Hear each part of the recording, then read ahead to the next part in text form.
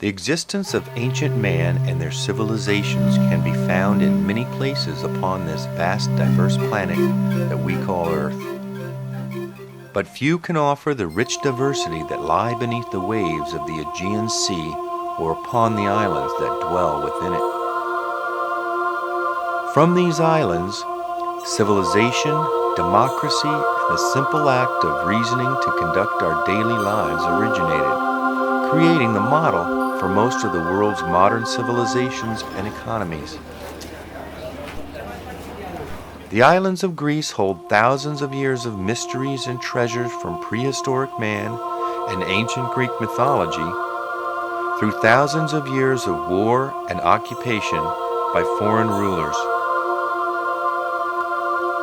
The antiquities left behind by prehistoric man and ancient Greek cultures are prevalent and enduring, though little tangible evidence of the dark ages of occupation exist.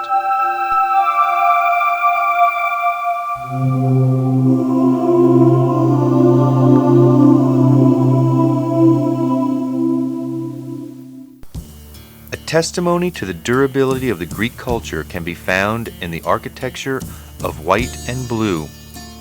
In defiance of their occupiers, who banned their flag, the people incorporated those colors into their landscape.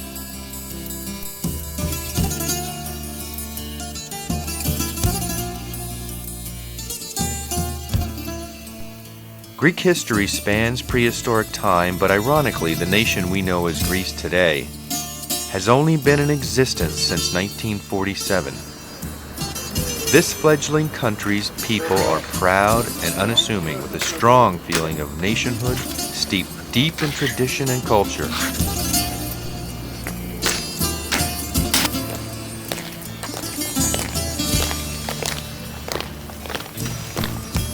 Much of the culture's antiquities remained under the watchful eye of Poseidon. Hidden beneath the waves of the Aegean until early in the 19th century, when underwater archaeology began. Its pioneers were the sponge divers and fishermen who donated what they had found to the country's museums and universities. As diving equipment became more reliable, excavation of archaeological sites became easier and much more productive. But also, the looting of artifacts became just as easy and profitable. To solve this problem, Greece imposed stiff penalties on looting and selling of any archaeological treasures and restricted diving to small resorts only. This is all changing. There have been many proposals for opening diving in Greece to private entrepreneurs licensed by the government as a means to fund and protect the increasing number of sites being discovered annually. Well, yes. I don't know if it's very well known or not, but Greece has a very, very long historical and archaeological background and a very strong, sound nautical tradition. And our 15,000 miles of coastline is full of the remains of all these archaeological finds. So now we are about to formulate a proposal of how we could plan and raise funds to investigate all these historical finds and historical sites. And with the help of our Ministry of Culture and any private sponsors, then maybe we could bring the public closer to these sites. Greece is a culmination of over 3,500 islands, leaving only two means of transportation between them, either by plane or by boat. Many of the smaller islands have airports, and all islands have some sort of ferry service.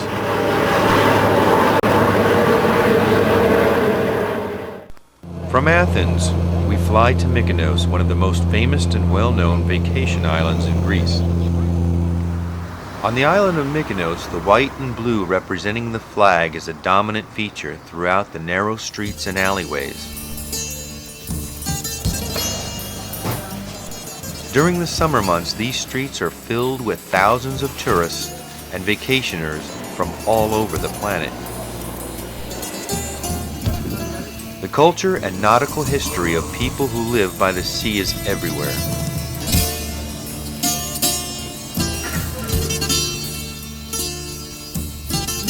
From the marketplace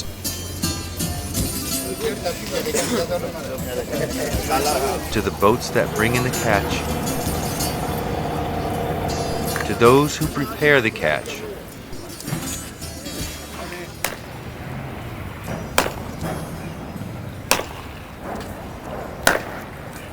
even those just looking for a handout reflect the deep tradition of the sea.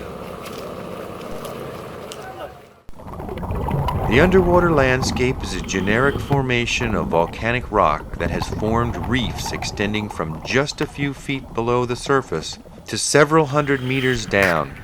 These reefs plagued the ancient mariners who were caught by the heavy winds that often come out of nowhere in the Aegean Sea. The winds pushed their vessels perilously off course, colliding with the protruding rocks, spilling their contents into the sea.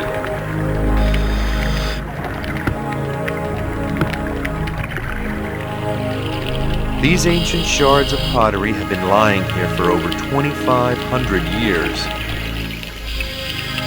surviving the ravages of time and pounding by the sea.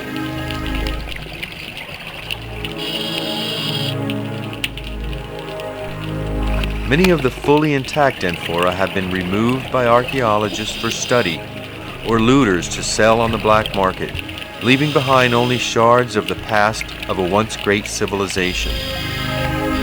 Feeling and holding something that was made by man during the dawn of civilization, realizing the circumstances of how it came to rest on the sea floor, and that I may find it 2,500 years later, is an incredible feeling. A calm euphoria and warm closeness to humanity can be felt as you glide over the debris, reaching back into time with every stroke of your fins.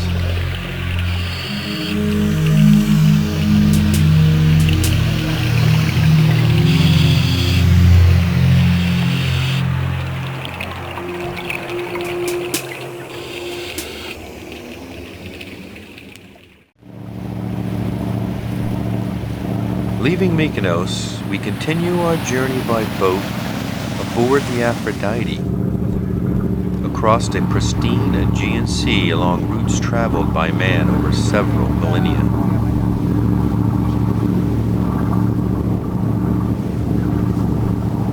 Heading south to the island of Peros, we pass nearby Delos Island to the west before entering unprotected waters.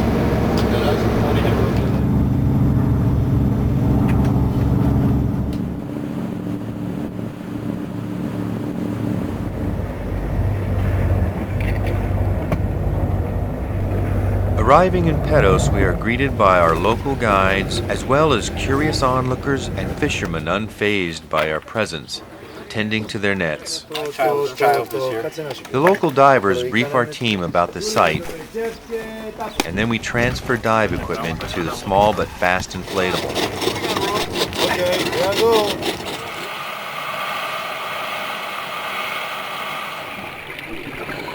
Though many of the local divers are familiar with these sites, they are very protective of the few pieces of antiquities that remain, allowing only those with permission from the proper authorities to visit them. It's a short ride to a small cove where each diver will don their scuba equipment, then roll over the side, splashing back through time in a monochromatic world, descending into an ancient culture that once dominated these waters. The first evidence of the site is in shallow water, less than 30 feet.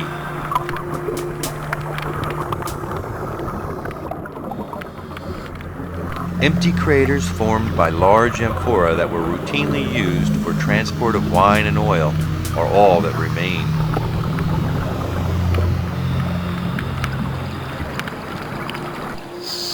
The majority of the remains are broken, as is the case for those sites in unprotected waters.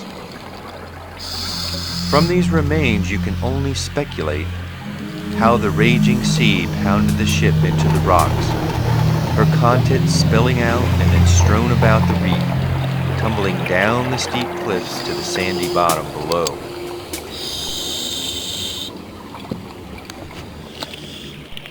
Halfway down the wall, a large congealed form consisting of broken shards of amphora. The wooden form that the shards have taken their shape from has long ago been eaten away. Further down, the scattered remains are sparse. An olive jar not far from the base of the wall is nestled in a clump of eelgrass.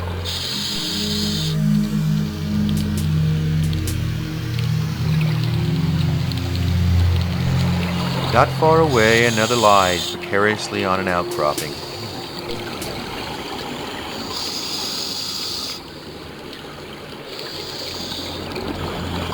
The top of a wine cask protrudes up through the sandy bottom.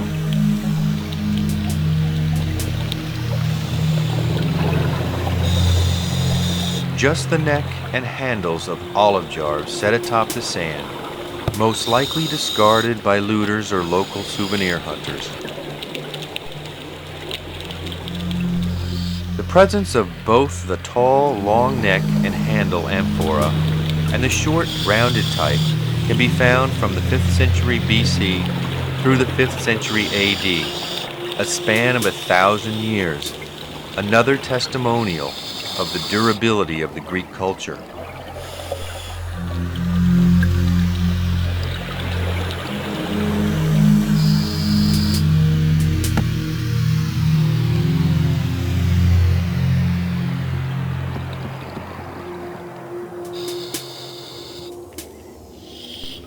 As I survey the irregular contour of these surroundings, I can only wonder what may lie just beneath the marine growth and sediment. Could there be the remains of some lost civilization? Atlantis, perhaps? Or just another unfortunate ancient mariner caught by an ancient storm? Pedos lies in the center of a group of islands known as the Cyclades. Famed for its production of both white and red wine and some of the finest white marble in the world, many of the masterpieces of ancient Greece were sculpted from this marble. Guarded by a Venetian fort, Naousa, a small fishing village on the north side of the island, is hauntingly quiet, but with a wealth of color and beauty that pierces the silence of the afternoon sun.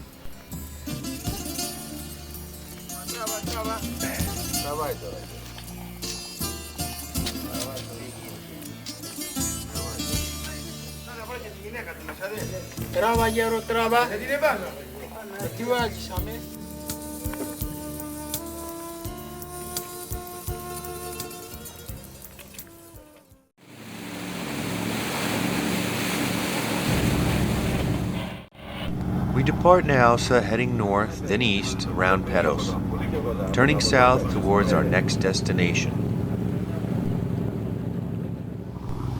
During ancient times, this island of Kaleste, meaning most beautiful, was a thriving Minoan subculture of nearby Crete.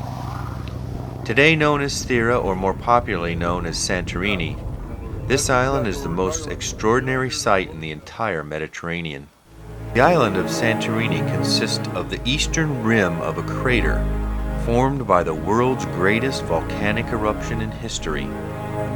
Around 1500 BC, this cataclysmic event, 3 times greater than Krakatoa, is said to be the basis for the story of the destruction of Atlantis, along with the Minoan civilization. And a very important thing more, that the city was with hot waters, and they bring the hot water by floated pipes. You understand that? So we have hot springs, we have red and black stones, and the most important, the civilization that time was not in Atlantic or in Arabic Gulf. The civilization that time was here. And there is a big mistake in old says of Plato. Plato says that this Atlantis was lost 11,000 years before Christ. But 11,000 years before Christ was not civilization. The civilization was 2,000 years before Christ. So it was mistake because his teacher, who was in Egypt museum, who first saw a table writing about Atlantis, maybe he did the mistake to read correct the number. So finally we believe today that Atlantis must be in Mediterranean. But no another place has so much red and black stones, hot springs and volcanic eruption. That means that it's here. Cousteau came in this point here, he dug there over, he dug in this island here, they just looked and they went away, and he said that here it's a hollow, bottom, without bottom, you understand, it's a hole that goes down. That may be the island, which was a circle island, maybe 1,000 meters high. The center of the island went down in the sea, 300 meters down. From there came another island, Olkameni, and 1,007 years before Christ came another island. So we believe that Atlantis is here. And something.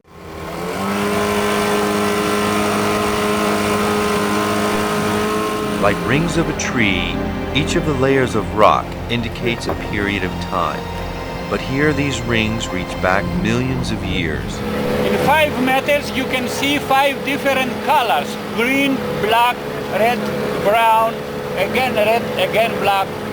This is the stones they built the Atlantis, you know. Here you can see a vein of lava that once flowed from the bowels of the earth is now frozen in time.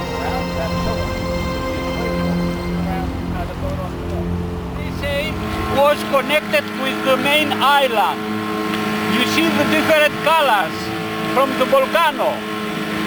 It starts to be black because of the smoke of the volcano. After that comes the heat, that is red, very red.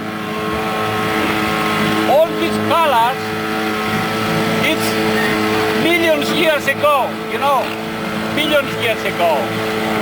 And this is the difference. And we have the stones. These stones are the same stones in all buildings you see. They build houses from here.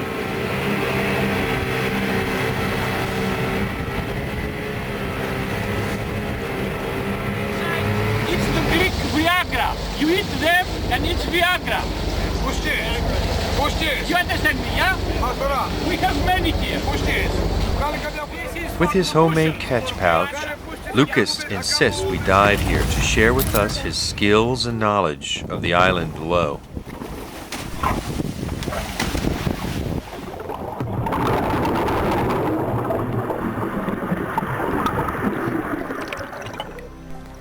The sheer cliffs of Santorini extend down into the sea, creating a rich variety of marine life than found on other islands.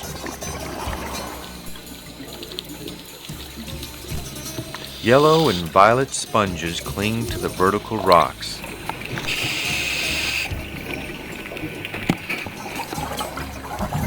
Bright red and orange and pastel purple starfish wait patiently for scraps of food.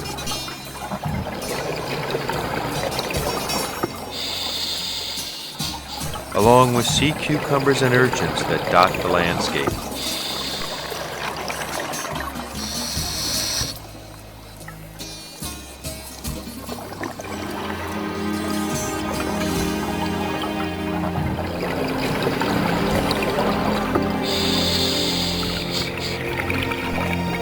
Proudly, Lucas points out his skills to locate the mussels he has been filling his catch pouch with, to share later with those on the boat.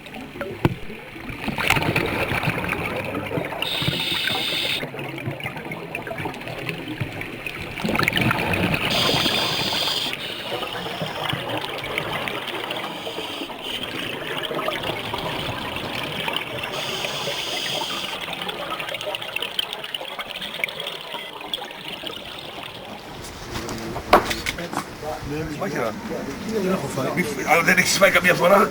Όχι, είναι καλές είναι. Bueno, είναι...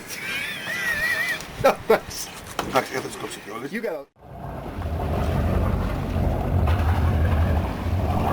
Resembling a lunar landscape, the center of the crater is still alive with volcanic activity.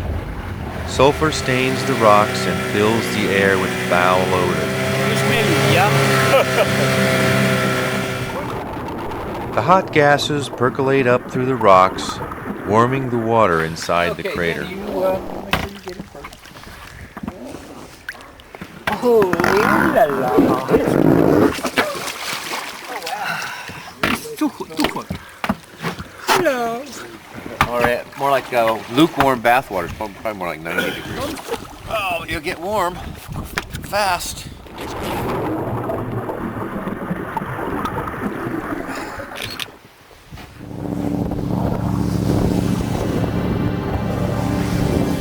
Weather conditions have diminished and we are forced to head back to port, unable to complete our survey of the rest of the volcano. Looking up from this small port on Santorini, houses appear as toys atop the sheer cliffs that rise over 1,000 feet from the water's edge.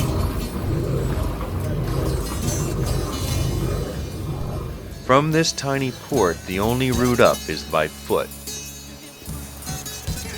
An arch marks the beginning of a set of crudely constructed steps, composed of volcanic rock and stone that lead to the top. You can see the prominent line of ash that settled over the entire Mediterranean.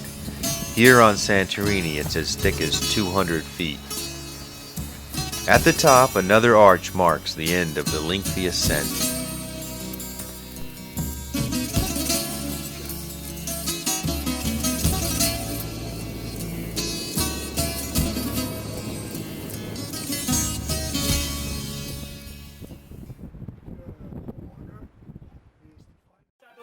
The sunset, no sunset.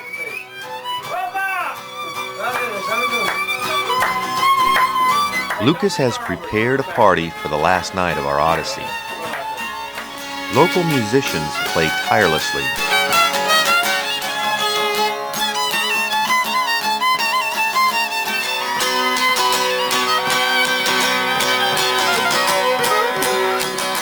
As an endless supply of squid, octopus, and fish are served.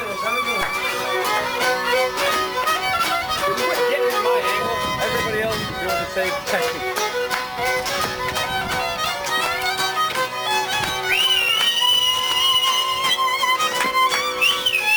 Locally produced wines offer a means to toast our new friendship, gratitude, and bid our farewells to one of the most exciting and beautiful places on earth.